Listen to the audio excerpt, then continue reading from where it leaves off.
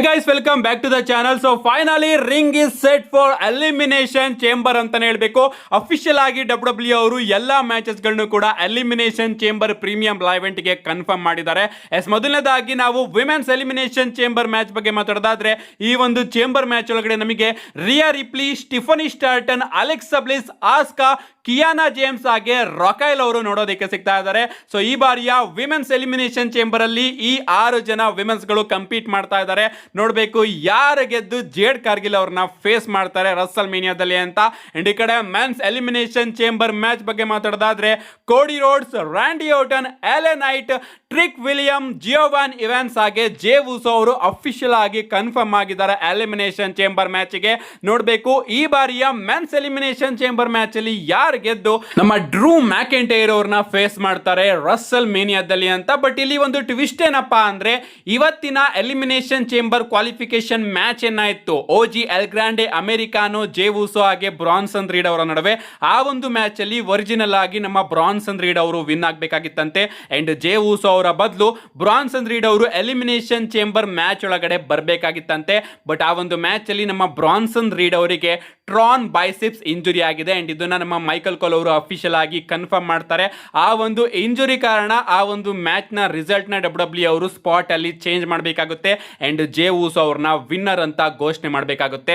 ಇನ್ನ Branson read ಅವರಿಗೆ official ಆಗಿ ಇಂಜುರಿ ಆಗಿದೆ. ಅಂಡ್ ಅವರು ಯಾವಾಗ ರಿಕವರಿ ಆಗ್ತಾರೆ ಡೇಟ್ ಇನ್ನು ಕೂಡ ರಿವೀಲ್ ಆಗಿಲ್ಲ. 100% ನಮ್ಮ ಬ್ರಾನ್ಸನ್ ರೀಡ್ ಅವರು ಸ್ವಲ್ಪ ತಿಂಗಳುಗಳ ಕಾಲ WWE ಕಂಪನಿಯಿಂದ ಬ್ರೇಕ್ ನ ತಗೋತಾರೆ. ಇದು ಅಫಿಷಿಯಲ್ ಆಗಿ ಕನ್ಫರ್ಮ್ ಆಗಿದೆ.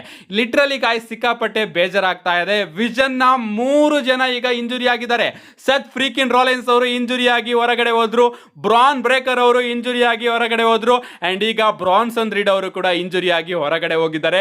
ವಿಷನ್ ಫ್ಯಾಕ್ಷನ್ ನ ಗತಿ ಏನಾಗ್ತಾ ಇದೆ ನನಗಂತೂ ಅರ್ಥ ಆಗ್ತಾ ಇಲ್ಲ. ಎಲ್ಲರೂ ಕೂಡ ಇಂಜುರಿ ಆಗ್ತಾ ಇದ್ದಾರೆ. ಇನ್ನ elimination chamber premium live event ಅಲ್ಲಿ ನಮಗೆ ವರ್ಲ್ಡ್ ಹೈವೇ ಚಾಂಪಿಯನ್ಶಿಪ್ ಗೆ ಫಿನ್ ಬ್ಯಾಲರ್ ಹಾಗೆ ಸಿಎಂ ಪಂಕ್ ಅವರ ನಡುವೆ ಒಂದು ಸಿಂಗಲ್ಸ್ ಮ್ಯಾಚ್ ನೋಡೋದಕ್ಕೆ ಸಿಗ್ತಾ ಇದೆ. ಅದೇ ರೀತಿ ವಿಮೆನ್ಸ್ ಇಂಟರ್ಕಾಂಟಿನೆಂಟಲ್ ಚಾಂಪಿಯನ್ಶಿಪ್ ಗೆ ಬೆಕ್ಕಿ ಲಿಂಚ್ ಹಾಗೆ ನಮ್ಮ ಏಜೆಲಿ ಅವರ ನಡುವೆ ಕೂಡ ಒಂದು ಸಿಂಗಲ್ಸ್ ಮ್ಯಾಚ್ ನೋಡೋದಕ್ಕೆ ಸಿಗ್ತಾ ಇದೆ. ಈ 4 ಮ್ಯಾಚ್ ನ WWE ಅವರು ಅಫಿಷಿಯಲ್ ಆಗಿ elimination chamber premium live event ಗೆ ಕನ್ಫರ್ಮ್ ಮಾಡಿದ್ದಾರೆ.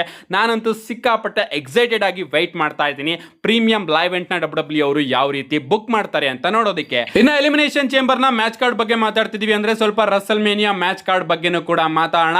WWE ಅವರು ಇನ್ನ ಒಂದು ಮ್ಯಾಚ್ ನ ಅಫಿಷಿಯಲ್ ಆಗಿ ರಸಲ್ ಮೇನಿಯಾಗೆ ಕನ್ಫರ್ಮ್ ಮಾಡಿದ್ದಾರೆ. ನಮಗೆ ವರ್ಲ್ಡ್ ಹೆವಿ ಚಾಂಪಿಯನ್ಶಿಪ್ ಗೆ ಸ್ಟೆಫನಿ ವೆಕರ್ ಹಾಗೆ ಲ್ಯೂ ಮಾರ್ಗನ್ ಅವರ ನಡುವೆ ಒಂದು ಸಿಂಗಲ್ಸ್ ಮ್ಯಾಚ್ ನೋಡೋದಕ್ಕೆ ಸಿಗ್ತಾ ಇದೆ ರಸಲ್ ಮೇನಿಯಾದಲ್ಲಿ. ಅಂಡ್ ಅದೇ ರೀತಿ ರೋಮನ್ ರೈನ್ಸ್ ಹಾಗೆ ಸಿಎಂ ಪಂಕ್ ಅವರ ನಡುವೆ ಕೂಡ ವರ್ಲ್ಡ್ ಹೆವಿ ಚಾಂಪಿಯನ್ಶಿಪ್ ಗೆ ಒಂದು ಸಿಂಗಲ್ಸ್ ಮ್ಯಾಚ್ ನೋಡೋದಕ್ಕೆ ಸಿಗ್ತಾ ಇದೆ. ಲಿಟ್ರಲಿ ಗಾಯ್ಸ್ ಮಂಡೇ ನೈಟ್ ರಾನ 2 ವರ್ಲ್ಡ್ ಹೆವಿವೇಟ್ ಚಾಂಪಿಯನ್ಶಿಪ್ ಗಳನ್ನು ಕೂಡ ರಾಯಲ್ ರಂಬಲ್ ನ ಗೆದ್ದವರು ಚಾಲೆಂಜ್ ಮಾಡಿದ್ದಾರೆ. ಅಂಡ್ ಈ ಕಡೆ ಎಲಿಮಿನೇಷನ್ ಚೇಂಬರ್ ನ ಯಾರು ಗೆಲ್ತಾರೋ ಅವರು ಸ್ಮ್ಯಾಕ್ ಡೌನ್ ನ WWE ಚಾಂಪಿಯನ್ಶಿಪ್ ಮೇಲೆ ಹೋಗ್ತಾರೆ ಅಂತ ಹೇಳ್ಬೇಕು. ಸೊ ಈ ಬಾರಿ ರಾಯಲ್ ರಂಬಲ್ ನ ಗೆದ್ದಂತಹ ಇಬ್ರು ಕೂಡ ಮಂಡೇ ನೈಟ್ ರಾ ಚಾಂಪಿಯನ್ಸ್ ನೇ ಚಾಲೆಂಜ್ ಮಾಡಿದ್ದಾರೆ. ಇನ್ನು ನಮ್ಮ ಫಿನಾಮಿನಲ್ ಒನ್ AJ ಸ್ಟೈಲ್ಸ್ ಅವರ ಬಗ್ಗೆ ಮಾತಾಡೋದಾದ್ರೆ ನಿಮಗೆ ಗೊತ್ತಿರಬಹುದು ಇವತ್ತಿನ ಮಂಡೇ ನೈಟ್ ರಾ WWE ಅವರು AJ ಸ್ಟೈಲ್ ಅವರ ರಿಟೈರ್ಮೆಂಟ್ ನ ಅಫಿಷಿಯಲ್ ಆಗಿ ಕನ್ಫರ್ಮ್ ಮಾಡ್ತಾರೆ. ಅಷ್ಟೇ ಅಲ್ಲ ಈ ಬಾರಿಯ ಹಾಲ್ ಆಫ್ ಫೇಮ್ ಕ್ಲಾಸಿಕ್ ಗೆ ನಮ್ಮ ಫಿನಾಮಿನಲ್ ಒನ್ AJ ಸ್ಟೈಲ್ ಅವರನ್ನ ಅಫಿಷಿಯಲ್ ಆಗಿ ಇಂಡೆಕ್ಟ್ ಕೂಡ ಮಾಡ್ತಾರೆ. ಸೊ WWE ಅವರು ಕೇವಲ ಸ್ಟೆಫನಿ ಮಿಕ್ಮ್ಯಾನ್ ಹಾಗೆ AJ ಸ್ಟೈಲ್ ಇವರಿಬ್ಬರನ್ನ ಮಾತ್ರ ಹಾಲ್ ಆಫ್ ಫೇಮ್ ಗೆ ಇಂಡೆಕ್ಟ್ ಮಾಡಿದ್ದಾರೆ. ಇನ್ನ ಯಾರ್ಯಾರು ಈ ಬಾರಿಯ ಹಾಲ್ ಆಫ್ ಫೇಮ್ ಗೆ ಇಂಡೆಕ್ಟ್ ಆಗ್ತಾರೆ ಅಂತ ಕಾದ್ ನೋಡ್ಬೇಕು. ನೆಕ್ಸ್ಟ್ ಅಪ್ಡೇಟ್ ಕಡೆ ಬರೋದಾದ್ರೆ ಇದಿರ್ತಕ್ಕಂಥದ್ದು ನಮ್ಮ ರಿಂಗ್ ಜನರಲ್ ಗಂತರ್ ಅವರ ಬಗ್ಗೆ. ರೀಸೆಂಟ್ ಆಗಿ ನಮ್ಮ ಗಂತರ್ ಅವರ ಬಳಿ ಪ್ರಶ್ನೆನ ಕೇಳಲಾಗುತ್ತೆ, ನೀವು ಎಲ್ಲರನ್ನು ಕೂಡ ರಿಟೈರ್ಡ್ ಮಾಡ್ಕೊಂಡು ಬರ್ತಾ ಇದ್ದೀರಾ ಅಲ್ವಾ, ಬ್ರಾಕ್ ಲೆಸ್ನರ್ ಅವರ ಬಗ್ಗೆ ಏನು ಅಂತ ಕೇಳಿದಾಗ ಅಫ್ಕೋರ್ಸ್ ನಾನು ಈಗಾಗಲೇ ಗೋಲ್ಡ್ಬರ್ಗ್, ಜಾನ್ ಸಿನಾ ಹಾಗೆ AJ ಸ್ಟೈಲ್ ಅವರ ಕಥೆನ ಮುಗಿಸಿದ್ದೀನಿ. ಅಂಡ್ ಬ್ರಾಕ್ ಲೆಸ್ನರ್ ಅವ್ರನ್ನ ರಿಟೈರ್ಡ್ ಮಾಡೋದ್ರಲ್ಲೂ ಕೂಡ ಮಜಾ ಇರುತ್ತೆ ಅಂತ ನಮ್ಮ ಗಂತರ್ ಅವರು ಹೇಳಿದ್ದಾರೆ. ಸೊ ಗಂತರ್ ಅವರು ಸ್ಟೇಟ್ಮೆಂಟ್ ನ ಕೊಟ್ಟಿದ್ದಾರೆ, ಬ್ರಾಕ್ ಲೆಸ್ನರ್ ಅವ್ರನ್ನ ರಿಟೈರ್ಡ್ ಮಾಡೋದ್ರಲ್ಲೂ ಕೂಡ ಖುಷಿ ಸಿಗುತ್ತೆ ಅಂತ. ಅಂಡ್ ಈಗ ರಸಲ್ ಮೀನಿಯಾಗೆ ನಮ್ಮ ಬ್ರಾಕ್ ಲೆಸ್ನರ್ ಅವರು ಓಪನ್ ಚಾಲೆಂಜ್ ನ ಇಟ್ಟಿದ್ದಾರೆ. ಯಾರಿಗೆ ಗೊತ್ತು ಆ ಒಂದು ಓಪನ್ ಚಾಲೆಂಜ್ ನಮ್ಮ ಗಂತರ್ ಅವರು ಅಕ್ಸೆಪ್ಟ್ ಮಾಡ್ಕೋಬಹುದು. ಅಂಡ್ ಗಂತರ್ ಹಾಗೆ ಬ್ರಾಕ್ ಲೆಸ್ನರ್ ಅವರ ನಡುವೆ ನಮಗೆ ರಸಲ್ ಮೇನಿಯಾದಲ್ಲಿ ಮ್ಯಾಚ್ ನೋಡೋದಕ್ಕೆ ಸಿಗಬಹುದು. ಅಂಡ್ ಆ ಒಂದು ಮ್ಯಾಚ್ ಅಲ್ಲಿ ಸ್ಟಿಪುಲೇಷನ್ ನ WWE ಅವರು ಈ ರೀತಿ ಇಡಬಹುದು, ಗಂತರ್ ಅವರು ಏನಾದ್ರು ಬ್ರಾಕ್ ಲೆಸ್ನರ್ ಅವ್ರನ್ನ ಮ್ಯಾಚ್ ಅಲ್ಲಿ ಸೋಲ್ಸಿದ್ರೆ ಬ್ರಾಕ್ ಲೆಸ್ನರ್ ಅವರು ರಿಟೈರ್ಡ್ ಆಗ್ತಾರೆ ಅಂತ. ಬಟ್ ಈ ಬಾರಿ ಗಂತರ್ ಅವರು ಬ್ರಾಕ್ ಲೆಸ್ನರ್ ಅವ್ರನ್ನ ಸೋಲ್ಸೋದಕ್ಕೆ ಆಗೋದಿಲ್ಲ ಅನ್ಸುತ್ತೆ. ಬ್ರಾಕ್ ಲೆಸ್ನರ್ ಅವರು ಗಂತರ್ ಅವ್ರನ್ನ ರಸಲ್ ಮೇನಿಯಾದಲ್ಲಿ ಸೋಲಿಸಬಹುದು.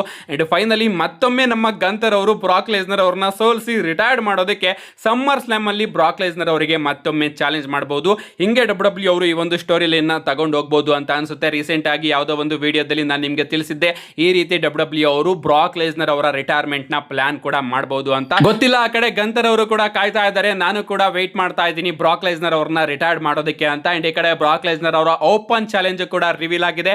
ಅಷ್ಟೇ ಅಲ್ಲ, ಮುಂದಿನ ತಿಂಗಳು ಕಂಟಿನ್ಯೂಸ್ ಆಗಿ ನಮ್ಮ ಬ್ರಾಕ್ ಲೆಸ್ನರ್ ಅವರು ನಮಗೆ ಮಂಡೇ ನೈಟ್ ರಾ ಅಲ್ಲಿ ನೋಡೋದಕ್ಕೆ ಸಿಗ್ತಾರೆ.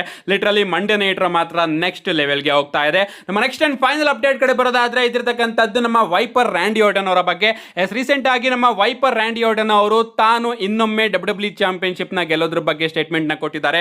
ಅವ್ರು ಹೇಳ್ತಾರೆ, ಇನ್ನೊಮ್ಮೆ ನಾನೇನಾದ್ರೂ ಡಬ್ಲ್ಯೂ ಚಾಂಪಿಯನ್ಶಿಪ್ ನ ಗೆದ್ಕೊಂಡ್ರೆ ಅದು ನಿಜವಾಗ್ಲೂ ಕೂಡ ನನಗೆ ತುಂಬಾನೇ ದೊಡ್ಡ ವಿಚಾರ ಅಂತ ಹೇಳಿದ್ದಾರೆ. ಸೊ ಚಾನ್ಸಸ್ಗಳು ಖಂಡಿತವಾಗ್ಲೂ ಕೂಡ ಇದೆ. ಈ ಬಾರಿಯ ಎಲಿಮಿನೇಷನ್ ಚೇಂಬರ್ ಮ್ಯಾಚ್ ನ ಗೆದ್ರೆ ನಮ್ಮ ರ್ಯಾಂಡಿ ಆರ್ಟನ್ ಅವರಿಗೆ ಚಾಂಪಿಯನ್ಶಿಪ್ ನ ಗೆಲ್ಲೋದಕ್ಕೆ ಒಂದು ಅವಕಾಶ ಸಿಗುತ್ತೆ.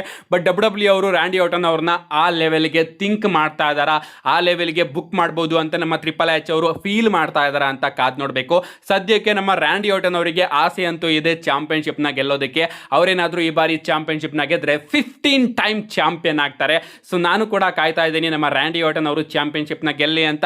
ನಿಮ್ಗೆ ಅನ್ಸುತ್ತೆ ಇದ್ರ ಬಗ್ಗೆ ನಿಮ್ಮ ಅನಿಸಿಕೆನ ಕಮೆಂಟ್ ಮಾಡಿ ಅಂತ ಹೇಳ್ತಾ, see you guys in my next video.